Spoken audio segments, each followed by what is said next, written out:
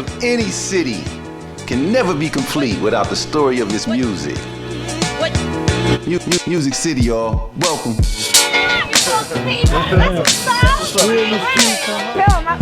My cousin asked that shoe, y'all. That's him.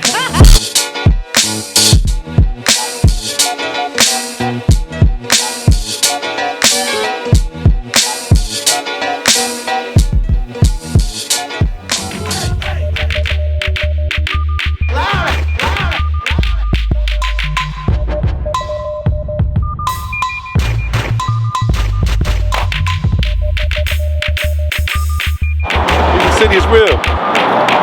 Music City Philly is in the making, y'all. We about to do this. We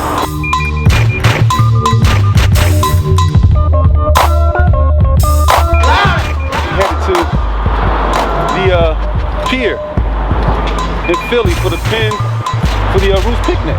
Roots Picnic Day. This is their 10th annual one. And it's turning up, man. It's a lot of good stuff popping off. You know, they got Solange up here, Lil Weezy, Young Jeezy. You know what I mean? Pharrell.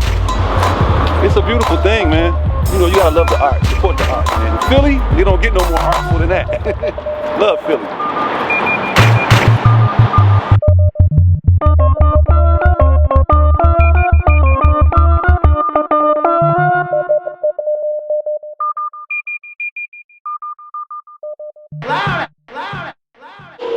Yo, what is good? America, this is your boy Garfield Bright, host of Music City. And don't forget, the story of any city is never complete without the story of its music. Now, having said that, yo, we are in Philly, the city of brotherly love. You know what's going down. We got the Roots Picnic. And this is no ordinary thing, man. This is the 10th annual. This is like sustainability in action. Now, you gotta understand, this is the Roots. I'm talking about the Roots crew, the legendary Roots crew, you know, with Questlove, your boy Tariq, with Black Thought, you know what I'm saying? My boy Malik B, give him enough respect, you know what I mean? But this is their endeavor, and they've somehow created a situation where families can come out, enjoy themselves. You got the top artists spanning 10 years. I mean, the first one had Gnarls Barkley, you know, CeeLo Green, all the way down to Rakim Allah, you know, you got, you know, Erykah Badu, you got Usher on the scene, you know, you got like Public Enemy. I mean, the list goes on and on and on and on and on. I mean, this is one of those legendary type of situations and events that people depend on year after year to make their soul feel good. And I'm just happy to say I'm in Philly right now, and we're experiencing it. You can hear the music in the background. It's gonna get turned even more up later on. But just know that some of the legendary greats have been here to perform, and the city is bringing their revenue to the city. You can't ask for more from an artist to give back in that kind of a way, where it enriches the city, not only in their pockets, but it also enriches the things for us to be able to do in terms of taking in entertainment that's content-based, that's serious, that's quality in a year like 2017 where there's so much non-quality going on, right? So I just applaud the Roots. I'm not gonna even take up too much time with it, but I'm gonna soak up some of this ambiance, and I'm just giving mad love to the city of brotherly love for being putting on something like this that we can experience. So big ups to the Roots Picnic, the 10th annual. Y'all don't even understand how dope that is sustainability-wise. And just, you know, something to enjoy yourself. And this is a worldwide situation. People come from all over to enjoy this event. All the beautiful people, my people, all kind of ethnicities. It's a lovely thing, man. You know, I usually don't even recognize and put people on blast, but there's so much beauty in the place to be, man. So I just love to see my people have fun. In Music City, we in Philly. And if you talk about making taste for music, this is one of the iconic events that have come to entrench itself as one of those important spots. The Roots Picnic. Respect due, Music City.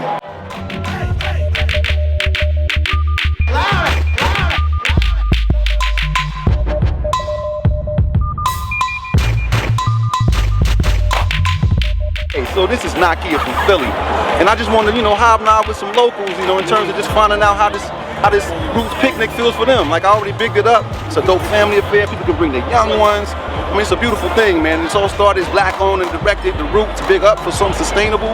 But I want to check the post and see how people, what they appreciate about it. Can you just let people know what you're feeling? Sure. Yeah. Well, I used to live in Philly and I'm living in New York now. Okay. But I definitely rep for Philly hard when I live here. I love it here. And fortunately, we know a bunch of folks that work with the Roots, so we get to hang with them a little bit. And obviously, this is like their, you know, one of their key events. So we come and kind of like network with everyone. Always catch the acts, which are really cool. Who are you looking forward to seeing this year? Solange, for sure. Her album is dope, by the way. You know, Black Thought, those guys. Tyreek is in the building. Yes, love Solange's album. Okay, I appreciate your input. And this is what it's all about. We coming here, it's the spirit. If you can be here, the spirit is love, no drama. People just want to come in and chill and have a good time. They waiting, but it ain't no pressy wait. It's just a chill wait. It's like it's a beautiful day. It's, you know what I mean? Yes. It's the Roots picnic, man. You gotta love it. Can I get a hug on camera? That's what's up. Thank City. you. Thank you. Yeah.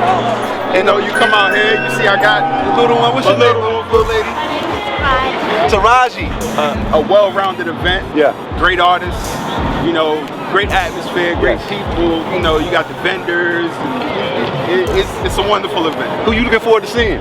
The Roots. The Roots. No, I mean, of like, course. No, of course. You know what I mean? They just did the Black Thought. You know, they just did the Black Thought mixtape. Yes. Which is awesome. I just heard a new joint on the radio just now too that I heard before about Black Thought. Tonight, you know, Pharrell, you know, unfortunately, Lil Wayne is under the weather. He's not coming. So Well, he can't be Jeezy's here here though. tonight. Well, Jeezy can't really take the place of Wayne, but still, you know, Jeezy. Yeah. You know what I mean? Yeah, but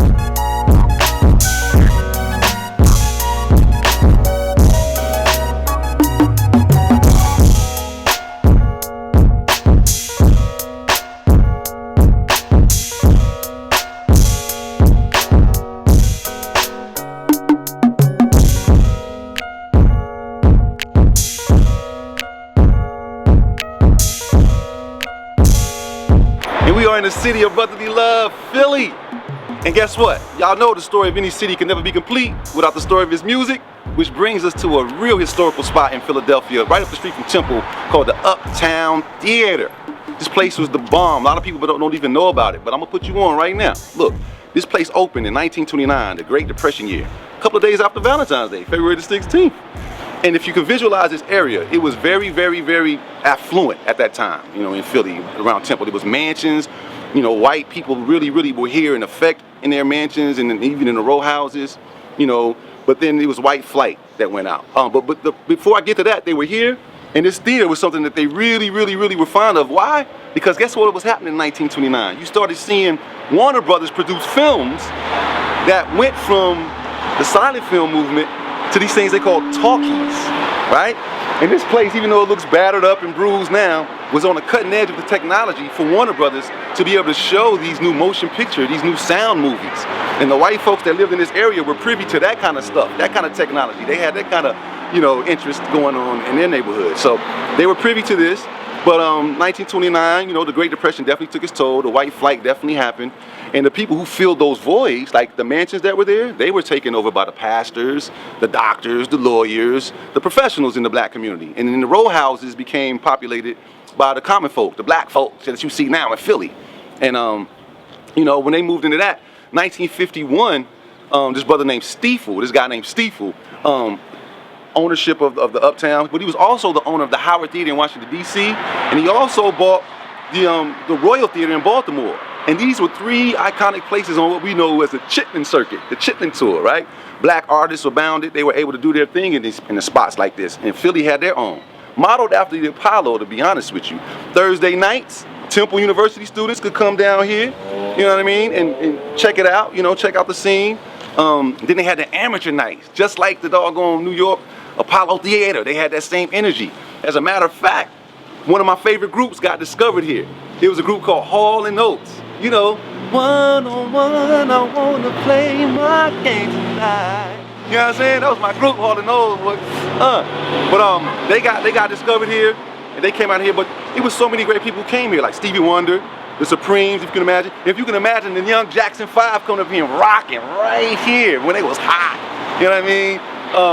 And the list goes on. I mean, you had so many performers come through here and make their presence. But those are some of the big ones. In 1957, this brother named George Woods. Now this is what I love about Philly. I mean, look, 1957, this brother named George Woods came through, started producing shows here. And come on, in the tradition of Philly, you know what I mean? He had these things called freedom shows. where he would have them really advocate for civil rights in these performances. Like dope artists up there rocking in the name of civil rights. Like what?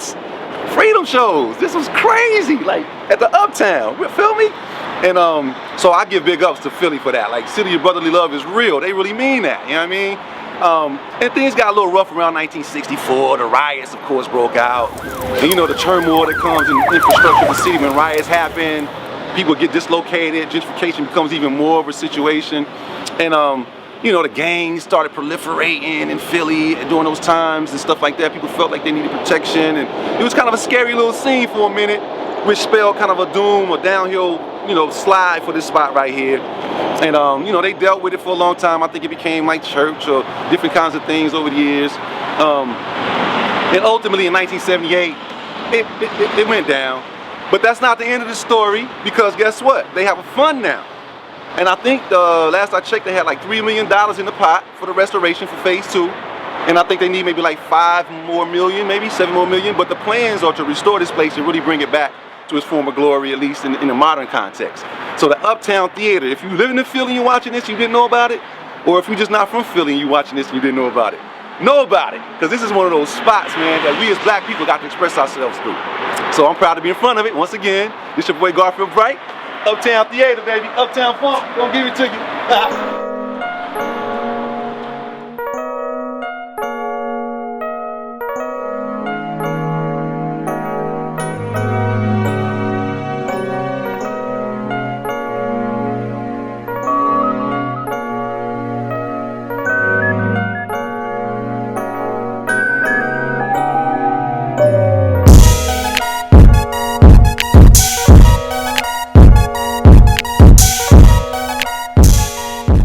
Yo, what is going on? Welcome to Music City, Philadelphia. I am in the city of brotherly love, there is no doubt about it. And yo, I'm down here at the spot that used to be Philly International Records. I mean, we're talking about Philly soul. It extends far beyond Philly soul, man. Like, I knew a little bit about Philly International, but of course I'm a researcher, and I did a little more research to inform you guys. And man, my mind is blown. Because look, all the family outings you've ever had, all the picnics, all the holidays, all the Mother's Days, there is no family moment that has not been punctuated on that day. I don't care how old you are, by something that came out of Philly International Records. Now I'm gonna rewind it a little bit and go back to a little historical overview so we can bring you up to speed. But I can't wait to get to these artists. But for now, let me just talk about Gamble and Huff. These are the masterminds behind Philly International Records. And they met in 1964. They were, you know, respected songwriter, producer types. And Kenneth Gamble, he had a little crew called the Romeos, right? And it included this brother named Tom Bell, who was also a part of that situation, who ended up going to school to, you know, learn more about arranging. And in 1965, you know, Leon Huff joined the Romeos, you know what I mean? And those two became a duo because Bell went away, you know, he went to go do his stuff, he went to go do his thing. When he left, Leon, Huff, and Kenneth Gamble formed a little duo. And you know, they got a little deal with Neptune Records and stuff they were able to form, stuff like that. And they had their first act, The Intruders, you know, and that allowed them cachet to do a lot of things, you know. I'll always love my mama, she's my favorite girl, you know what I'm saying? All these hits coming out of Philly International. But they formed, and when they formed Philly International in 1971 is when it went through different iterations, name change wise. I'm not gonna visit all the different names. But the funny thing of note is that they went to Detroit, to Motown, to check out, you know, the Motown sound, to check out the studios, how they set everything up, so they can come back here and set Philly International up like that, which they did. And one of the real dope parts, you know, they had the label, which was dope, but man, the recording studio, the sound itself. I'm just gonna read off some stuff, man, because I'm not gonna mess this up. But look, this place was put on the map for a reason, to influence the world, man. And I had no idea all of these dope tunes were coming out of Philadelphia at that time. So I'm gonna give props to Sigma Sounds. It was this engineer named Joe Tarja. And the band, they had like a house band. See, back in the day, it wasn't like just producers like now. You got just, you know, Timbaland, somebody, you know, do a track, blah, blah. Now they dope. But back then you had house bands. Now this particular house band was the sound of Philly, right? The sound. It's like 30 of them. And MFSB, Mother, Father, Sister, Brother, right? That's what it stood for. And their sound was incredible. So it was punctuated by like, when you got the MFSB sound, you was gonna get some real beautiful strings. You're gonna get the little, boop, boop, boop, the little bells, the little staccato bells, but you're gonna get a heavy bass line, and you're gonna get some real prominent percussion, you know, soulful. It's gonna hit you right in the heart and drive you. And that's what the sound was based on. So I'm gonna run down a list of people who came out of this place. You gotta really understand what this place is. The Intruders already hit you with that, but I'll always love my mama. Then you got McFadden and Whitehead coming out of this spot. But ain't no stopping us now. We're on the move, right? Y'all remember that? Patti LaBelle, if only you knew. I ain't gonna even try to sing Patti. And then you got MFSB on the house band. The Sound of Philly, they put out a little joint and it blew up. Then you got the OJs, people all over the world. Join hands, you know what I'm saying? Love Train, the Backstabbers, you know what I'm saying? Backstabbers. And you got Harold Melvin and the Blue Notes featuring young Teddy Pendergrass. Talking, if you don't know me by now, you know what I'm saying? They got that one off, and guess what?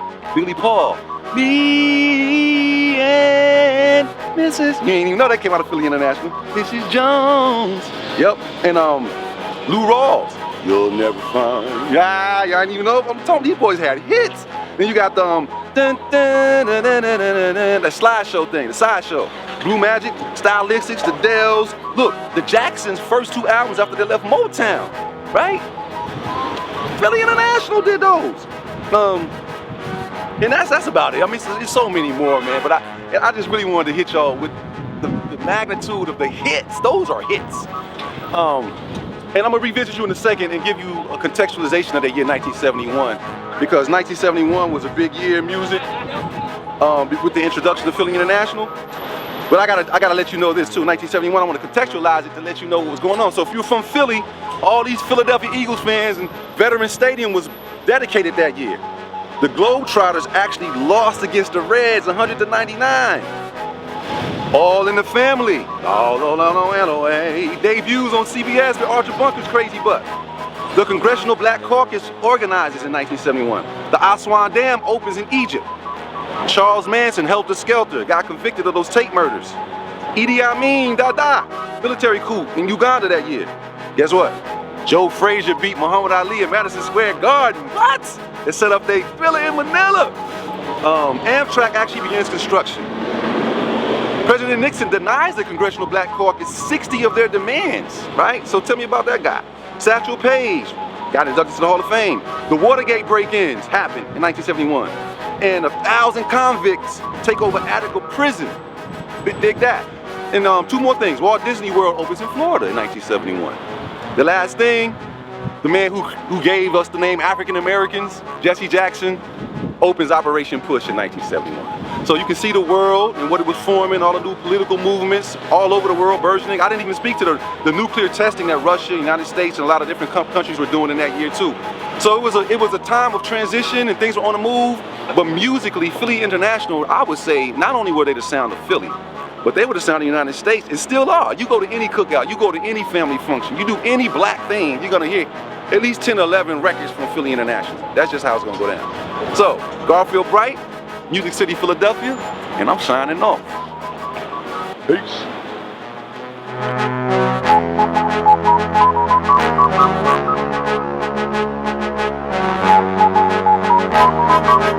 Yo, what's up? This is your boy Garfield Bright, your host of Music City, and I'm standing in a very historical place in Philly, right? CAPA, the Creative and Performing Arts School. And I gotta big up this spot. This humble little spot, this brick wall, produced some of the finest artists that we've heard coming out of Philly right here. It started in 1974. Since then, the location has changed.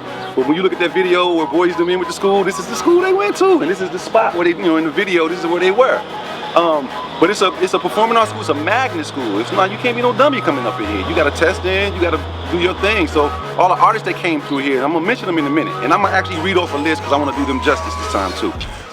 But they came through these walls, and this school provides like 7 different disciplines that you can go into. You know, the literary piece, the musical, instrumental music, of course the dance, the typical things that performing arts schools offer. And so the contemporaries of mine, I'm in a group SHAI, And I have so much love for Boyz II Men. You know, they out of all our groups from the 90s, they probably the dopest who did it. You know, them dudes, bananas, right? I grew up to them, enjoyed the scene, and of course, Mint Conditions is my favorite group. But we in Philly. And not only did Boyz II Men grace these halls, but you had Imelda Roots, you know, from Groove Theory. You had Black Thought from the Roots, along with Questlove popping off up in here. Let me read some names, man, because this is one of those spots that is under the radar in terms of its historical significance on our music scene, our black music scene. So I'm gonna do this thing some justice. And you know, let me just give big ups to just the artists who's been carrying Philly on their back too, like State Property with Freeway and BC, Beanie Sigel, you know, people like that. You know, Cassidy, of course, one of the dopest lyricists out there. Cool C, you know, and Lawrence Goodman. People don't know that he started the first rap label in Philly. It was Pop Art Records, you know what I'm saying? So people don't know that, but let me go down the row. All right, so notable alumni that's come out of this school, of course, I've said Boyz II Men. If you a jazz head, this is his brother named Joey DeFrancesco. Bananas. He got a brother too, the DeFrancesco brothers. Christian McBride, crazy bass player. And if you look, the Philly sound, you know, you got an album with Christian McBride that's doing a lot of combination pieces with a lot of Philly artists, and go check it out. Like, he's very instrumental in this piece. Jasmine Sullivan, y'all. What y'all know about that? I bet y'all ain't know that. Angela Nacelle, which is an author, because you got a lot of different disciplines coming out of here. Harlem Orchestra, let's see.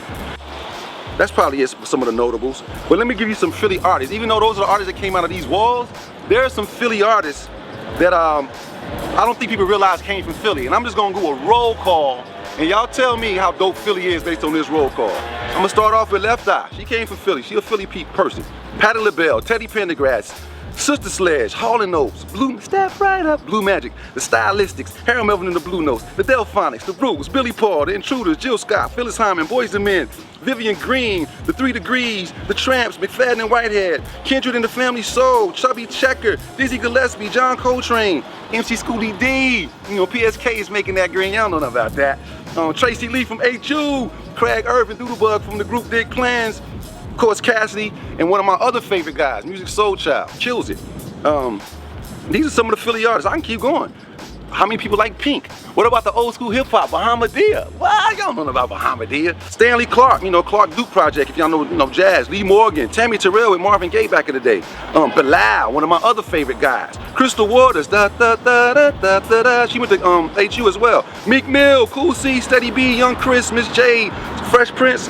Jazzy Jeff, Ready Rock C with the beatbox, E, Freeway, Beanie Sigel, Young Guns, Charlie Baltimore, PD Crack, and I gotta give up Lady B at the radio station, man. So, look, Philly, it's crazy. You got Lil Uzi, the new up and coming artists and stuff like that with Meek Mill. You got a lot of cats bubbling under, you know, Core. You know, you got a lot of people to look for from Philly too, man. The Roots Festival was yesterday, and so a whole bunch of talent was there too. So Philly is a city of brotherly love, but it's definitely a city that has produced so many artists and so much good music for the soul throughout our years. And a lot of y'all have been born and bred on Philly music and haven't even realized it, all right? So give love to Philly, the city of brotherly love, and this is the Illa Duff segment. That's what I'm gonna call that. Peace.